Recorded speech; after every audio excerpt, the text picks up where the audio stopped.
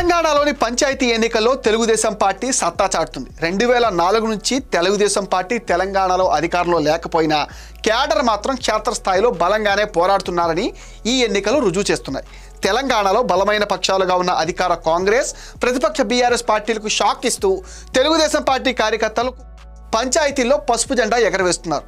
ఎందరో నాయకులు పార్టీని వదిలేసిన కార్యకర్తలు మాత్రం పసుపు జెండానే తమ ఆశాశ్వాసగా భావిస్తూ తెలంగాణ గడ్డపైన తొడగొడుతున్నారు. 2023 ఎన్నికల్లో ముఖ్యమంత్రి రేవంత్ రెడ్డి పై అభిమానంతో కాంగ్రెస్ పార్టీకి పనిచేసిన టీడీపీ కార్యకర్తలు ప్రస్తుతం జరుగుతున్న స్థానిక సంస్థల ఎన్నికల్లో తమ పార్టీ జెండాను రెపరెపలాడించేలా పనిచేస్తున్నారు. తెలుగుదేశం పార్టీ అధిష్టానం నుంచి సరైన దిశానిర్దేశం లేకపోయినా గ్రామాల్లో తమ పట్టు చెక్కు చెదరలేదని నిరూపిస్తున్నారు.